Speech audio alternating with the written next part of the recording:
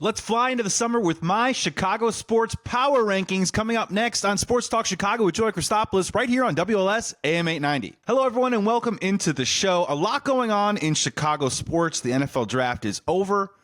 The NHL draft lottery has been settled. Baseball's in full swing. NBA playoffs in full swing. And guess what? The Chicago Bulls are home again. So I thought, what better than do a little bit of a Chicago sports buffet? Go around the room, and I'm going to power rank each of our favorite organizations right now in the hierarchy before we rock into summer and enjoy ourselves with maybe a little bit of some warm weather coming up right around the corner in Chicago. Happy Saturday, Chicago. Thank you so much for tuning in. I want to get started first with number one on my rankings right now. This one probably will seem a little obvious. I'm going with the Chicago Cubs, number one right now in Chicago sports, in my opinion. Keep in mind, you're listening to this on a Saturday. This is a pre-tape, so I'm taping it in the middle of the week right now. So we'll see how the Chicago Cubs fare with the rest of their series against the San Francisco Giants. And they'll obviously be playing the New York Mets by the time you listen to this in your car or maybe just on the radio when you're having fun. But the Chicago Cubs are playing good baseball right now. I am taping this to you also as I went to the game on Tuesday night. Chicago Cubs did a great job of fighting back like they have all season long. You cannot count this team out. When it comes to offense right now, this is one of the better offenses we've seen in the 21st century from the Chicago Cubs. And we've seen some good ones. 08, 09, great offenses there. 15, 16, good offenses there. But as of right now, 2025, they are one of the elite offensive groups right now in baseball. They are first in average right now. They're first in runs scored. They're third in home runs. They're fifth in doubles. They're third in on-base percentage. They're first in steals. They're third in slugging. And if you want to boil it down and get fundamental about it, it's basically them, the Yankees, and the Dodgers in all of these categories. 1, 2, 3 in some sort of order. So when it comes to offense, they're competing with the big boys in Major League Baseball. And oh yeah, by the way, they're second in Major League Baseball with runners in scoring position. They're hitting .291 with runners in scoring position. There is no shot that that number is going to stay the same. Typically, in a really elite unit that hits with running and scoring position, you're probably going to see them maybe in the 230s, 240, maybe possibly even 250. So that number is certainly going to come down. And we saw it in that game on Tuesday. Cubs got off to a tough start with Colin Ray on the mound, but they kept battling back. They battled back. They were down 5-3, and then the ninth inning, scored a run, and then here comes Justin Tucker with 2 outs. The Giants decide to skip their closer, bring in a lefty to face Tucker, first pitch, base hit, tie game. And then, unfortunately, the ceiling caved in on that game, and the only reason why I'm mentioning it is we saw Major League history on Tuesday. Ryan Pressly, the veteran closer, a guy who just 3 weeks ago had his knee drained, came into a 5-5 game and recorded 0 outs. Goose egg. How many runs did he give up? 8 earned runs. 9 of them total. And 0 outs recorded. Now, if you ever want to see someone take a blowtorch to their ERA, if you ever want to see someone just kind of take their ERA and then push it off a cliff, that's what Ryan Pressly did.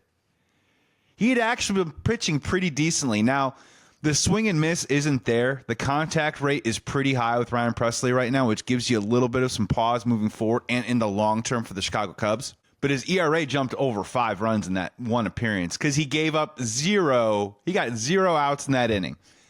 Cubs lost 14-5. And in modern history, that is one of the more lopsided 4 extra inning games you're ever going to see. But just a blip in the road. Right? It's tough to say. I want to stick on the positive for just a second because I love what I'm seeing from their offense. Let's just go up and down the lineup with a little hot and a little cold right now. Ian Happ, definitely hot. Now, this is a guy who, in my opinion, when I looked at this lineup walking into the year, I had some questions about the bottom third of the lineup. I was asking myself, are the Chicago Cubs long enough in the lineup that it makes sense for Ian Happ to be leadoff? Ideally, I was hoping that maybe he would hit 4th or 5th in this lineup and you could find someone else like a Nico Horner, optimally maybe a Pete Armstrong to hit at the top. But I'm going back on that one now. I am allowed to change my opinion. Ian Happ in the leadoff spot is the perfect guy for that situation. He's a veteran bat. He knows how to handle it. He's drawing his walks. He's getting on base. He's a good base runner. He's fast, but he's not blazing speed. He's not going to steal a ton of bases, but Kyle Tucker and Seiya Suzuki are driving him in right now. And Ian Happ is off to one of the more consistent starts that you're going to actually see from an Ian Happ for a guy who's incredibly consistent on a year in, year out basis. So the arrow's pointing up for him right now. Great news. Kyle Tucker, what do I really need to say that hasn't already been said? The dude is a monster. I was not Nostradamus when I was saying that he was going to have a monster season for the Chicago Cubs because he is a monster superstar player. I had the opportunity coming up in the ranks in the industry. I covered the Houston Astros for a fantasy football website for several years, so I got a chance to see Kyle Tucker come up from the minors, come up, actually get sent back down when he scuffled at first. Matt Shaw came back up and stayed there. The dude is an RBI machine. He's a monster, and as long as he is healthy, this Cubs offense is going to be better for it. Thumbs up big time. Seiya Suzuki, what can I say? Thumbs up. So far, so good. He's hitting the ball. And again, the Kyle Tucker effect. This might sound psychological, but in my opinion, I think one of the biggest benefactors of having Kyle Tucker in this offense is Seiya Suzuki. I feel like at times Seiya Suzuki is a good person and wants to be that guy, the guy that carries the offense. And I feel like at times he's pressed in the past. And you see it. Runners in scoring position, Seiya's a little hit or miss. But this season, I think some of the weight is off of him because of how other players are performing, how Kyle Tucker is the star, and he can just go out there and just hit the ball hard somewhere. And he's doing that right now. He's playing at an all-star level. So all three of those players right now, Kyle Tucker for sure, Seiya Suzuki for sure, and Ian Happ, all playing at what I would consider to be all-star caliber baseball. Pretty good start to your lineup. The cleanup spot has kind of gone back and forth a little bit, but I'm going to stick with Michael Busch for right now. Again, a guy who's proved me wrong a little bit. I was a little skeptical of Michael Busch heading into the year. I just worried about his power profile at the first base position. And maybe that's just some old school thinking on my part, because if you go around Major League Baseball, the first base position isn't exactly the power spot that it used to be in the past. And I think Michael Busch has certainly been above average. I think he's come up with some big hits. They've sat him against lefties, which I'm fine with. You want to keep the best matchup out there as possible. But the dude is on pace for 80-plus RBIs right now, playing good baseball. And honestly, out of a couple recent miscues, I think he's been playing an excellent first base. Another thing that I was a little skeptical about heading into the year. I'll admit, I was one of those guys that, can we move Michael Busch around? Can he play second? Could he possibly play third? I'm still open to considering that scenario, but at this time right now, Michael Busch is a first baseman in my eyes. He's playing good baseball, and I don't mind him in that 4 or 5 spot. That 5 spot's been kind of moved around, but I'm going to go out there. I'm just going to throw it out. Carson Kelly's been hitting cleanup lately. He's been hitting 5th. Where did this guy come from?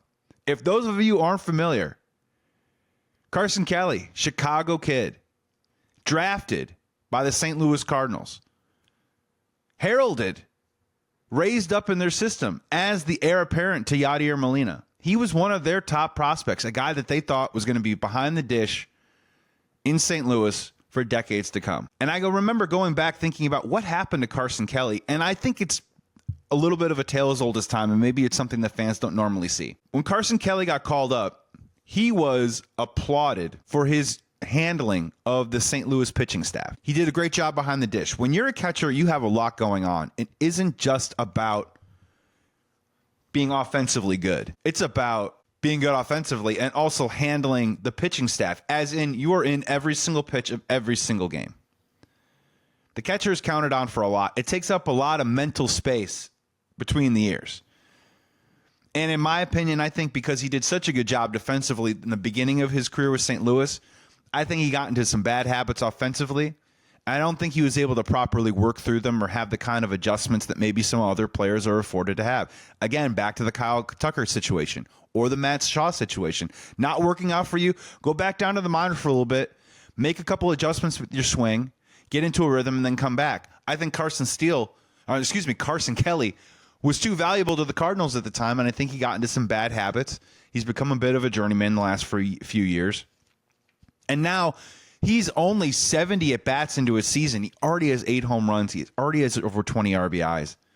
If you walked into this year and you said, hey, Carson Kelly's going to give you 14 home runs and 50 RBIs, would you take it? I would stand up and cheer.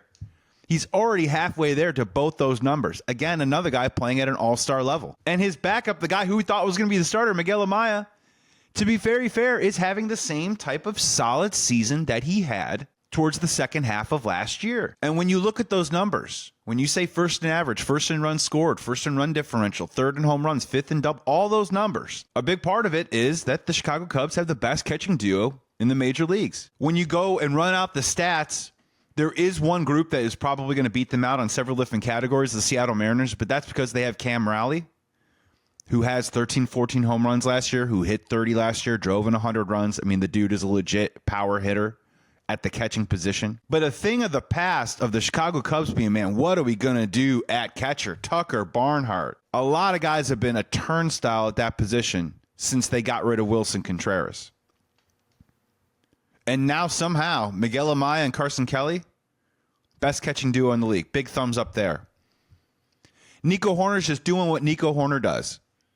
He's hitting about 280, hit about 290, great contact, hard contact. He's one of the few guys that doesn't swing and miss, which is kind of a nice little breath of fresh air. Steals a couple bases for you. Just doing his job. Going about his business. Just being quiet about it. But he's having a good season too as well. He's not going to hit the ball out of the ballpark or maybe steal as many bases as PCA or get the fanfare that Kyle Tucker is. But Nico Horner is an important piece on this team and playing great defense too as well. And then let's get to Pete Crow Armstrong, shall we? PCA, I don't know what to do with you, man. I just kind of want to enjoy the ride, and I hope Cubs fans do that as well. In this day and age in social media and in sports, we get so far ahead of ourselves in terms of, well, what is PCA worth on the open market? He turned down a $75 million deal. Well, how much money would you pay PCA? Can we just relax and enjoy the dude for a second? Now, this is a guy, just like Miguel Amaya, that had a terrible first half last year. And as we're getting further away from it, there is some credit that has to go out just a little bit to Craig Counsell for sticking with guys like PCA and Miguel Amaya. I don't think David Ross would have given them the type of leash that Amaya and Pete Crow Armstrong were afforded last year. And they rewarded their managers' long leash with positive performances in August and September. And PCA has carried that over. You started to see it in the spring a little bit with PCA. I remember he was facing, I believe it was Logan Gilbert on the Seattle Mariners in spring training. And Logan Gilbert threw him a curveball that started at about the belt and went to about the middle shin area. Had some pretty good spin on it. And PCA took it deep. And not only did he take it deep, he took it deep to left center. And that's when I said, wow, I haven't seen him handle a pitch like that before. And now this guy is showing you with the power.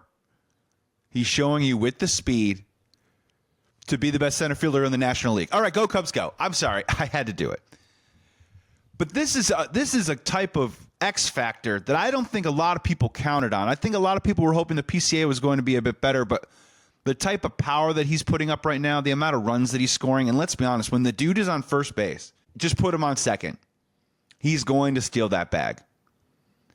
He's an electrifying player. He's been fantastic in center field. And when you look at Ian Happ, Pete Crow Armstrong, and Kyle Tucker out there in the outfield defensively and offensively, it doesn't get much better than that in Major League Baseball, folks. You don't need to look around the league too long to find a better trio out there than him. Huge thumbs up for Pete Crow Armstrong right now. Playing at an MVP level. For those of you that care about WAR, he's on track to have an 8, 9, 10 WAR season. And if he gets up to that 7 or 8 WAR mark by the end of the year, guess what? PCA and the Chicago Cubs are in contention. PCA will be in the conversation for MVP. He's that effective of a player for the Chicago Cubs. And again, this is where the bottom half of the lineup starts. And he's doing this at the bottom half. The Chicago Cubs did not have that at any point last year. And this might be the difference between the team making the playoffs, winning 90-plus games, and the type of product that we saw on the field last year when they only won 83. To round it out, Dansby Swanson, look, he's hot right now. He's an incredibly streaky player. I can say it 1,000 times until people believe me. You want to be a Dansby Swanson fan? I get it. So there's going to be some weeks where he cannot hit a fastball to save his life, and then there's going to be other times like he's been over the last week where he gets hot, where he squares it up, where his swing and the timing matches up perfectly. And you see some good results from Dansby Swanson. Dansby Swanson hitting 8th in the order is exactly where he needs to be. Give you a little jolt of power, try and get on base just a little bit and give you that 240, 250 average, hit you maybe 20 home runs, and hopefully drive you in 70 to 80 runs. That is Dansby Swanson's career. We should not expect more from him, but we should definitely expect for him to not bring you less because of the money that you're paying him. The highest paid Cub in their offense right now is hitting 8th. Just saying. And then finally, the 9th spot is the third base. Where do we go? It started as Matt Shaw, turned into John Birdie, Gage Workman, Nicky Lopez, Vidal Brujan, just a salt bay of Justin Tucker, and now with Shaw down in the minors, I think you've seen a lot from Birdie. And people are asking me a lot, well, when do we see Matt Shaw again? I don't think we see Matt Shaw again for a little while. There is some precedent with the philosophy of the Chicago Cubs and their organization, and I'm not saying each player is the same, but sometimes you need to go through a process to find a particular result that is satisfying to the Cubs organization to earn the right to come back up and be on the Major League club. And I always go back to Ian Happ. Ian Happ got called up, hit 20-something bombs his first year. The very next year, struggled a little bit, and everyone was shocked when they sent Ian Happ back down.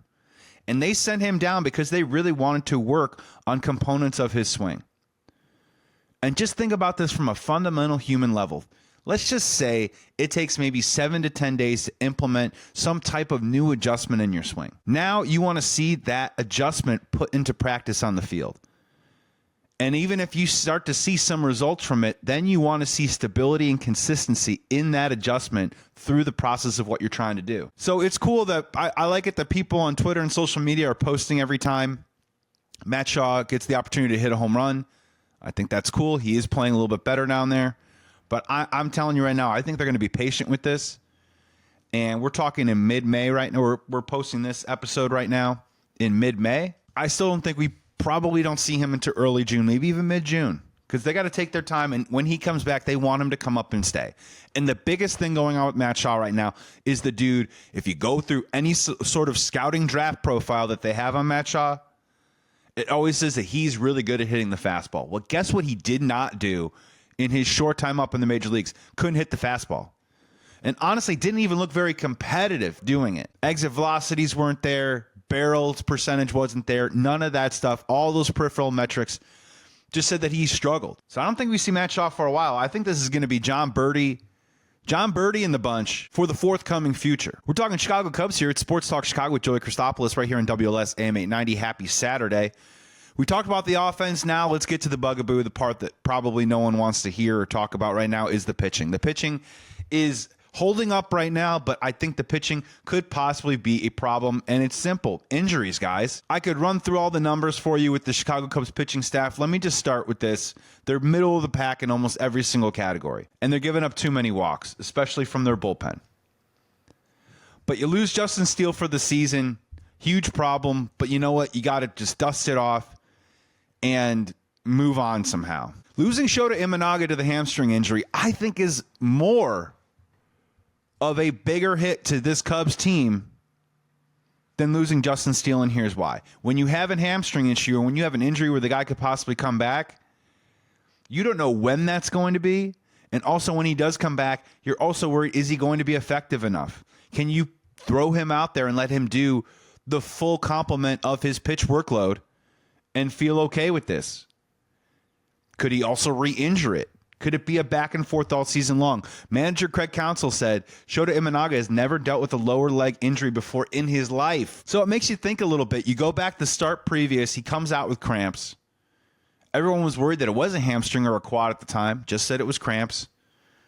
And I'm just asking myself, if he's never dealt with that type of thing before, did we do everything we can to mitigate and manage that issue heading into the next start? And this is going to sound meatball. Did you hydrate Shota Imanaga? The other part about it is that I think these injuries happen all the time. He got hurt coming off the mound trying to cover first base. Every time a pitcher leaves the mound in baseball, it is a carnival of chaos. You really don't know what's going to happen. They could turn their ankle, put it hitting on the base. They could blow out their hamstring getting off the mound. It's always clunky. It's always weird. And it can always be a brew for problems. And when we're talking about the injury time, they said it could be a couple weeks. It could be more. They put 40 days on Justin Steele's injury the last time that he hurt his hamstring last year. And I think that's probably appropriate.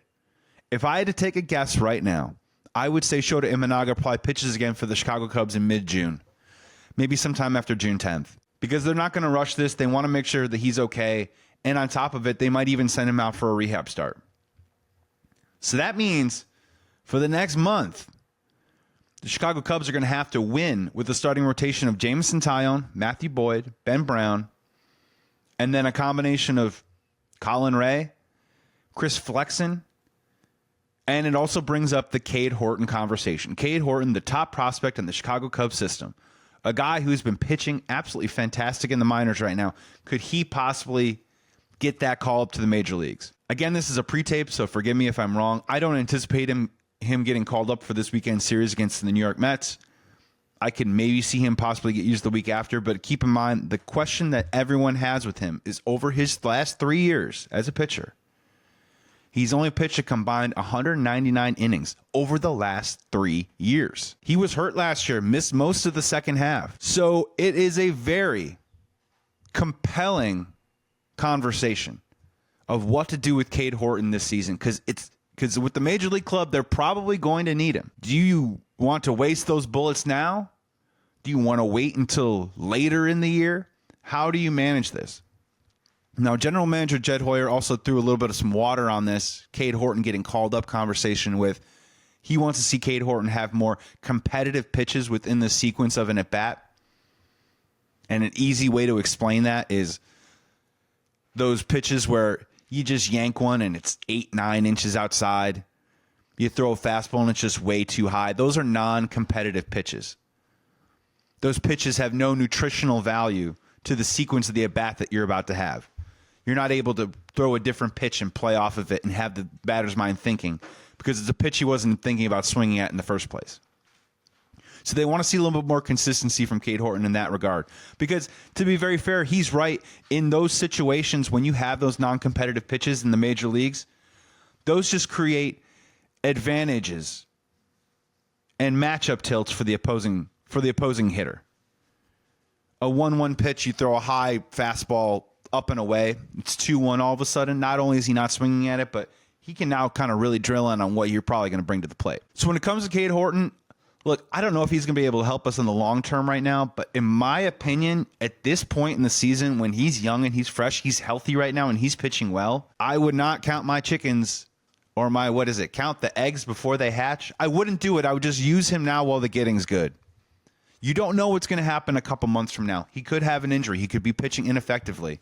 If he's pitching well now and you need to start from him, it wouldn't hurt to give him a taste. Because in my opinion, the Chicago Cubs are going to have to hold on to the best of their ability over the next month or so until Shota Imanaga comes back. And then after that, once they enter July, that's when we get into trade season. And can they add a top-end starter to that rotation? Because if they can, with the way this offense is rolling right now, the Chicago Cubs team could be special and could possibly compete in a very, very deep and a very, very talented National League. On the other side of the break, we just talked about the Chicago Cubs, the surging Chicago Cubs, offensive juggernaut, pitching problems. We'll see what happens. Easily number one on our list. And I thought with summer right around the corner, the weather getting a little bit warmer, I want to do my Chicago sports power rankings, and we have to go to number 2 right now. And in this town, it's usually always number 1. But number 2 is the Chicago Bears. Fresh off the NFL draft, fresh off of everyone's opinions and thoughts and projections and ideas and thoughts. It was a good draft for content-wise. I'm still a little mixed on it, to be perfectly honest with you. Now, look, I get it, and I saw it a little bit in our YouTube comments, and I just want to say that, yes, we can do a lot of work on game film from college. And we can talk about talents and traits, characteristics and things that can fit perfectly into Ben Johnson's offense. We can do it all day long. We could also name check the slew of different NFL draft analysts that do a lot of great work and a lot of hard work and put a lot of detail into their analysis about some of these players. But again, we don't know how these players are going to project out into the NFL until they get out there and put the pads on. We don't know. I hate to tell you. I know you're here looking for a proclamation or an answer. We simply just don't know at this time. When it comes to the NFL draft, the guys that I feel the best about from the Bears specifically is I do feel good about Colston Loveland being a contributor right away in Ben Johnson's offense with Caleb Williams. I do feel really good about, and this is crazy, 7th round draft pick Kyle Monangai possibly being a piece for the Chicago Bears offense. And when I say a piece, I'll get to that in just a second. But I'll be honest with you, Luther Burden, I think he's got something to prove. Ozzie Trapillo, do they move him over to left tackle? Possibly. He hasn't played that position a lot in college. The tape looks pretty boring and solid on the right tackle side. And when I say boring, it's just he blocks his man every single time. He's 6'8". He's huge. He doesn't seem to make a ton of mistakes. That's a good thing. You don't want to hear Ozzie Trapillo's name a lot next year. That means he's doing his job. But we don't know if he can play left tackle at that level. Shamar Turner, they like him, but how do they use him? Again, can he get to the quarterback? And does a rookie defensive tackle have enough talented pieces around him that maybe take some of the heat off of him to help him thrive at the NFL level? I got some questions about the Chicago Bears. But that's part of the NFL draft, and that's part of the process, and I think that's going to be about learning a little bit about, is Ben Johnson worth his salt? Is he worth his weight in gold? It's going to be a question we'll be asking ourselves all summer long. And on top of that, we're going to be asking that same exact question about Caleb Williams. And when it comes to Caleb Williams in his rookie year, look, I think I rightfully protected the kid from maybe these lofty expectations that were simply unfair. There were literally people saying that Caleb Williams could throw 35, 40 touchdowns in his rookie season. That was absolutely absurd. Now, did he perform maybe up to the level that I was hoping for? No, he didn't really meet my expectation. But again, that type of rookie season and all of the chaos and BS that we saw go on with that football team, there are so many valid excuses that you could throw at the feet of Caleb Williams to kind of get him through into this second year. But again, as I mentioned, I'm a 30 start in the NFL guy. He's got 17 under his belt. So my thought process is by probably December of next year, early December, we're going to know a lot more about Caleb Williams, the direction of the franchise, and whether he is the type of guy that's going to lead them there. So that's something that we can handle all summer long. What's next on the menu for the Chicago Bears? Well, I think they need to still add another running back to the room, personally. DeAndre Swift, I think, is good in certain situations. He did come up with some explosive plays last year. But again, when I think about the running game, when I think about this revamped offensive line, and when I think trying to make life easier for Caleb Williams, I need someone on this team that can get us a first down on 3rd and 3, on 3rd and 2. I don't think DeAndre Swift is that type of player. There was also some vision deficiencies with DeAndre Swift, where I thought maybe he missed a couple holes here and there, or maybe gave up on the edge at times last year and didn't quite see the field that we wanted to, and maybe that just might be a workload thing. So I think they need to add another guy to the room. You do have Roschon Johnson. I don't think he necessarily should be that guy because I like what Kyle Monangai brings to the table. Now, what I would envision in an ideal world is, let's just say you want to run the football 25 to 28 times a game. And Ben Johnson certainly tries to use that running game to his advantage because he runs a lot of play action. So you got DeAndre Swift, you got Kyle Monangai. I want to see them add that type of veteran running back. And a lot of names have been thrown out there, and I'm on board with both of them, honestly. I'm on board with former Cleveland Browns running back Nick Chubb, or former Los Angeles Chargers running back of last year, former Baltimore Raven, also J.K. Dobbins. Both of them have a huge injury history. J.K. Dobbins, unfortunately, incredibly talented running back, cannot get through a season to save his life. And Nick Chubb, who is an incredibly talented running back for several years, is coming off a major knee injury and also fractured his foot last year. Now, these guys, I don't want them to sign them to just hand the ball off to them 15 to 18 times. And I think some of these old school Bears fans need to maybe wrap their head around, I want to add one of these guys to the room because I think a three-headed monster, a running back by committee, is the best way to maximize the type of talents that we already have on the roster. So if you're saying 25 to 28 carries a game, I'm saying DeAndre Swift maybe gets 10 or 12 of those. I'm saying Kyle Monangai is a player that can be effective, but I don't think you give the guy more than 8 touches a game from the backfield.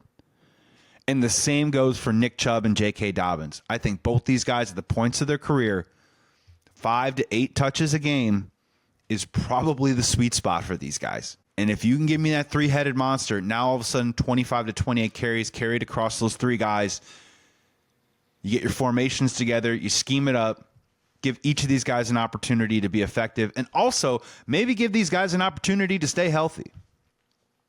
I know DeAndre Swift stayed healthy last year. His whole career, though, is littered with nagging injuries. I think the Chicago Bears got lucky last year in that regard. So I just think they need to add to that room. I like Kyle Monungai a lot. I just don't think he's the dude that you're going to be able to hand the ball to 10, 12, 14 times a game on a consistent week in and week out basis. Sure, if one of these guys gets hot, go for it. But on the other side, I want to just add a little bit to that room. And I think Nick Chubb and J.K. Dobbins solve the exact thing that I'm worried about right now, that 3rd and 2 and that 3rd and 3. So let's move on over now. This is Chicago Sports Power Rankings right here on Sports Talk Chicago with Joey Christopoulos. You're listening to WLS AM 890. And number 3 on the list, rising up the ranks, I'm going the Chicago Blackhawks. I think it's just because it's fresh. The NFL draft lottery just came down. Yes, Chicago Blackhawks lost out on the number 1 pick. They're going to be sitting at number 3. But the good news of that, too, is if people weren't aware, is that the Chicago Blackhawks got the number 1 pick this year. They were ineligible to even sniff that award for the future 2 years. So they get kicked out of it altogether. I'm hoping that this is the last time the Chicago Blackhawks are in the lottery, and also this is a draft that doesn't have that surefire with the bullet Connor Bedard type number 1 prospect. So I think at number 3, I think the Chicago Blackhawks are actually in good shape. A lot of people believe that the number 1 pick is going to go to the defenseman, Schaefer, which means that number 2, we'll see what San Jose could go with. They might go offense, they might go defense, who knows. But I think that they'll have some options to add offense to their lineup with this number 3 pick. The reason why I'm not bummed out on them losing out on the defenseman Schaefer is that if you look at it towards the end of the season and what's coming down the pipe, the Chicago Blackhawks actually have some pretty good defensive prospects that are already playing, that are already up with the team, and might be pieces moving forward in the future. I'm not, sometimes it's a good problem to have too many guys, but at the same time, with Artyom Lezhinov, you've got Korchinski, you've got Alex Vlasic, you got Sam Renzel, you got Wyatt Kaiser. These are all guys that have gotten some NHL minutes. And when it comes to Vlasic, he just signed a 4-year deal. This is a young and up-and-coming player. He's only 23 years old. And Lezhinov, one of their top picks, has already passed the smell test. I think he's going to be in the mix. Chicago Blackhawks need to add offense, and more specifically, they need to add offense around Connor Bedard. So let's see who they have currently right now. On offense right now, in terms of the pieces, the young pieces right now, you hope maybe is Oliver Moore, another first-round pick. But Frank Nazar, Connor Bedard, that's kind of it. Some of the dudes in the middle, like they have to make a decision on Paul Kurashev and Ryan Donato. Ryan Donato coming off a 30-goal season right now. Are you going to pay up the big bucks for a guy that never really did it in his NHL career, and now a little bit later in life at 29 years old is having a breakthrough season with 30 goals? And can you count on that moving forward? Decision Blackhawks are going to have to make. And then you got the veterans like Bertuzzi, Nick Foligno, Teuvo Teravainen. Those guys are signed up for at least another year or two, so they're in place right there. You don't have a lot of rising stars on offense right now outside of Nazar and Connor Bedard. At goal right now, I like it. It's young. Andres Soderblom, Spencer Knight. I like Spencer Knight. I think they should give him some serious run at being the full-time goalie next year. And I think that was a really smart trade on their behalf to try and find some guys of the future that aren't necessarily a dude like Drew Comesso, still in the minors. He was the guy that everyone thought was coming. Give him some time to develop. All of a sudden, the Blackhawks have a little bit of some goalie depth, goalie potential depth moving forward. So they need to add some offense here. And there's a couple guys that I want to look at and a couple guys that I'm going to just profile for you to keep an eye on. So when the Blackhawks, if they do draft one of these guys, you'll have an opportunity to get excited. At least you know a little bit about them. Now, the one that a lot of Blackhawks fans want them to draft is a guy named Michael Misa. 18 years old, 6'1", predominantly in center, can also play left wing. I'm just going to read off of HockeyWriters.com what his potential strengths are. Obviously, skating, hockey IQ, awareness, anticipation, puck handling, playmaking, vision, forechecking, two-way game. He's an incredibly well-rounded player. Also, the scouting report said that Misa doesn't have any obvious flaws in his game other than the natural progression of increasing his size and strength. He's close to NHL ready right out of the gate at 18 years old. Imagine pairing that with Connor Bedard. In regards to his potential, HockeyWriters.com says Misa has the potential to be an elite two-way center that will affect the game both offensively and defensively. His ceiling is sky high at this point, so he could be a 100-point player in his prime and also be in the running for the Selk Trophy. Sounds like just what the doctor ordered for the Chicago Blackhawks. The other guy also is a little bit younger, 17 years old, and he might honestly be the guy that lands there at 3 because Misa could go to the San Jose Sharks at number 2. But Anton Frondel, 17 years old, big kid, 6'1", almost 6'2", also center, also can play wing. What are his positives? He excels in small areas and tight spaces, strong puck protection skills, established attack, and forecheck well. He's got strong IQ, good hockey sense, complete player in all 3 zones. And the only thing that he needs to work on is his first few steps and a little bit of that speed. When it comes to NHL potential, he has all the qualities and skill set to potentially be a top-line, impactful centerman in the NHL that can put up 60 to 70 points as a two-way pivot. His worst-case scenario is a second-line center. He could be a threat to 5-on-5 and on the power play when he has the ample space to shoot to create a play. The upside is there, and while there are many that feel like he has some health concerns and consistency, parentheses, he finished last year injured a little bit, and was on and off the ice. Teams love those players that show that willingness to win, and he brings that mindset. So either of these guys at pick 3, I think the Chicago Blackhawks are going to get a good one. And my final one, and the reason why I like the Chicago Blackhawks is number 3 right now in my power rankings, is most recently Connor Bedard said no to playing on Team Canada. And as a Blackhawks fan, selfishly, I'm 100% okay with this. Connor Bedard clearly had a frustrating season this year. You know, the points were still where he wanted it to be, but at the same time, I don't think we're seeing the elite level of play of the Connor Bedard name, the prospect, the can't miss guy, the next big thing in the NHL. I don't think we saw that last year. And he has told reporters in Chicago that he wants to get stronger and he wants to get faster.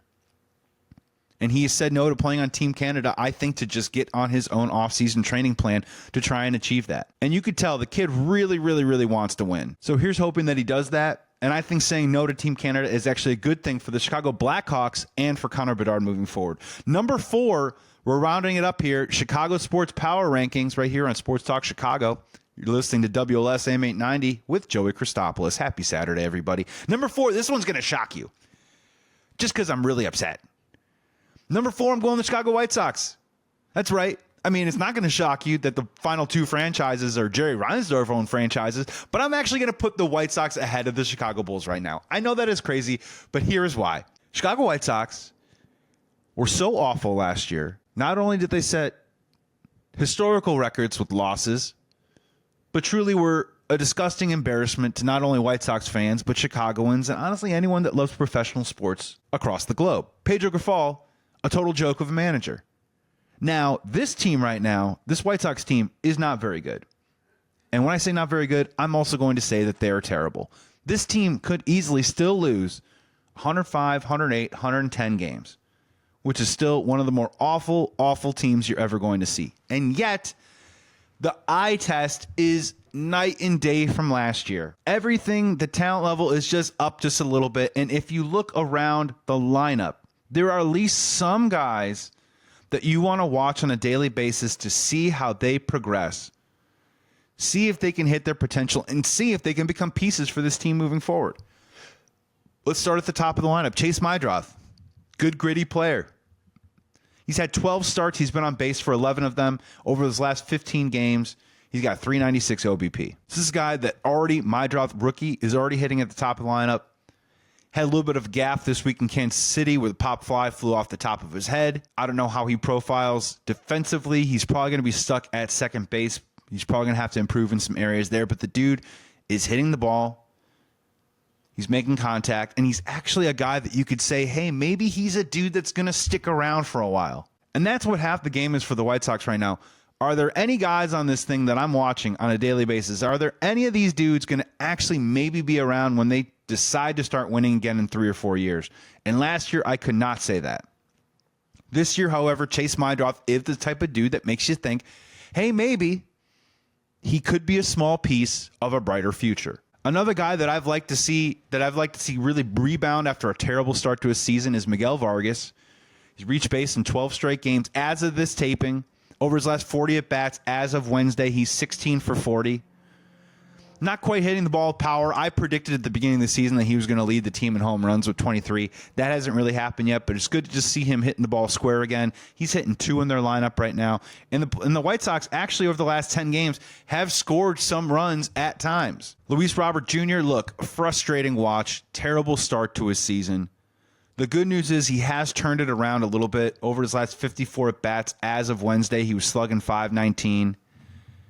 He's hitting over 300 in his last handful of at-bats, I believe his last 30 at-bats or so, and he's leading the major leagues in stolen bases.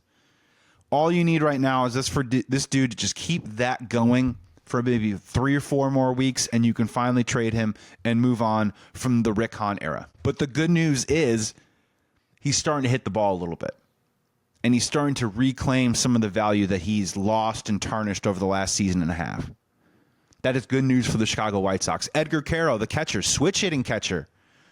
Last 51 at-bats as of the taping of this on Wednesday, hitting .314. Line drive guy, definitely not going to be a home run guy right off the jump, or at least this season. But he is not scared of the moment. He's come up with some huge hits. They've already got him hitting in the 3, 4, 5, mixing him around a little bit. And of all the guys in the lineup right now, if the White Sox needed a base hit with runners on, I think I'm picking Edgar Quero right now. And that is a good thing for the Chicago White Sox. Another plus, Shane Smith. 6 of his 7 starts this year. He's given you at least 5 innings. In every single one of those starts, 3 or fewer runs. He has a fantastic changeup that grades out very well across any metric across the Major League Baseball. And he's punched out at least 5 guys 3 times. We're not really seeing the results because, again, offense has struggled at times, understatement for the Chicago White Sox, and he's getting less than 2.5 runs support a game. And when you look at that offense, it is what it is. I mentioned the guys at the top. I'm just going to spare you the other half of the lineup for the Chicago White Sox because you might be driving and you might be having a good weekend, and I don't want to ruin it. But just the full picture of the Chicago White Sox offense, they're third to last in average. They're hitting .215 as a team. Third to last in runners in scoring position, .204. Fourth to last in on-base percentage, .286. Dead last in slugging, .325. They are 15th in walks, and you've seen it at times. They work some good at-bats.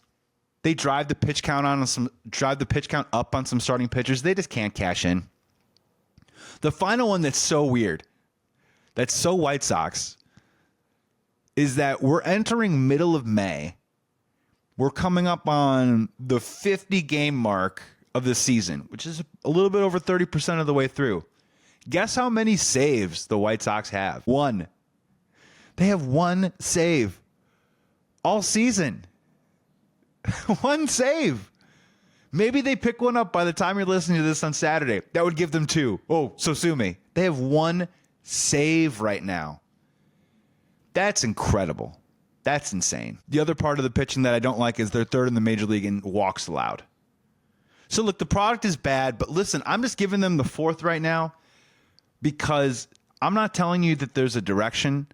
I'm just trying to tell you that it is a lot better than it was year prior. And I think the fear was that the White Sox care so little about their fan base and are so entrenched in this youth movement right now.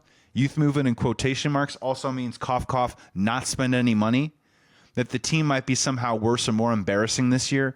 I can promise you with the manager, with some of the guys that they've already called up, and hopefully by July or August when they call up some of the pitching guys like Hagen Smith or Noah Schultz, Grant Taylor, there are more reasons to flip over and watch a White Sox game than there were last year. There are some young players in this team that say, hey, you know what? I want to see this guy hit for a second.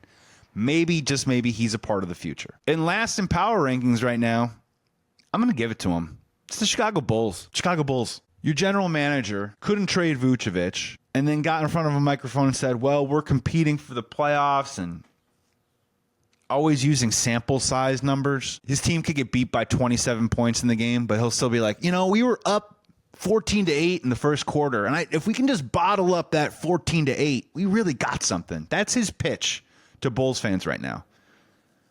And it's absolutely insulting. And the team can't even make the playoffs. The play-in is not something to pat yourself on the back. And now this team has some decisions to make. And there aren't a lot of options to really improve this team. In years past, sometimes as a Bulls fan, you would say, well, can they just go out and they actually spend some money? Can they go out and reel in that big fish, that big free agent fish? They're not really out there this year. The Julius Randle is going to be a free agent. Look, he's a good player, but he's a bit of a ball stopper. He's moved around from team to team to team. He just feels a little bit more like an offensive mercenary for a team that actually wants to compete. More so than I would overpay him to play for the Chicago Bulls. I don't think he moves the needle. Could they go out and get a little bit bigger? I mean, Miles Turner would be a great option, the center from the Indiana Pacers, who currently are still playing basketball right now. So the further that they go, and the more they're up 2-0 right now on the Cavaliers as of this taping. They're going to play that game 3 by then. But he's a great rim protector, and he can shoot too as well. He's a really interesting piece. Of all these guys I'm about to list, he's probably the one that I'm interested in. But yeah, Fred VanVleet, they're not signing him. We have too many guards. Jonathan Kuminga, I don't know what he offers up on the open market, but he feels very much like a guy for the Warriors who they were hoping was going to blossom into somebody with length and size and just never really could get it going. Does that sound familiar? Patrick Williams here in Chicago? Don't see that. Naz Reid, 6-man. Then we got guys like Cam Thomas, Kelly Oubre, Karis LeVert, Bobby Portis, Clint Capella, Gary Trent Jr., Russell Westbrook. Does any of this? No. The Chicago Bulls aren't doing any of this. And maybe I'll do it at some point, but as of right now, are the Chicago Bulls really going to get into the Giannis sweepstakes? What would it take to get DeMontis Sabonis? Would you roll the dice on the age just to get people in the door for Kevin Durant? Would you roll the dice on the health to get people in the door for Zion Williamson? And the reason why I'm mentioning them last is because the draft lottery is coming up on May 12th. So you're listening to this right now, coming up about 2 days after that. And this was really a year that the Chicago Bulls needed to get into that top 5. And maybe I'm railing against them, and maybe they're going to shoot up my power rankings if they actually do sneak their way into the top 5 of this draft lottery. But this was really the year to do it. And every year that you don't do it, you look back and you say to yourself, man, what could have been? Oh, we're competing right now. We believe in the integrity of the game, so we're not going to tank for Wemby. This is that type of year. There are 2 or 3 guys that 2 or 3 years from now, Chicago Bulls fans are going to say, man, I just wish we had tanked out to have a shot at one of these dudes. And maybe they can cross their fingers and hope that they keep nailing Modest Bazelis's later on in the first round of drafts. And look, I like Modest a lot. Look, his numbers speak for themselves. The first 53 games of the year, Billy Donovan only played him about 14.8 minutes a game and scored roughly 6.4 points. But over his final 27 games, they played him 26.8 points a game. He averaged 13, 5.3 rebounds, 1.7 assists, and had a plus 10 on and off court. So when he was on the court, the Bulls were 10 points better almost every time. And when he played 39 minutes a game, or 30 to 39 minutes a game, he averaged 18, 6, and 2. He has already shown more to you at age 21 than Patrick Williams has at any stretch at any point in his Bulls career. And we're paying Patrick Williams $90 million, by the way. I just think the Bulls are in a rock and a hard place, and I think they're going to keep selling you this middle mediocre BS. At least we know the direction the White Sox are going.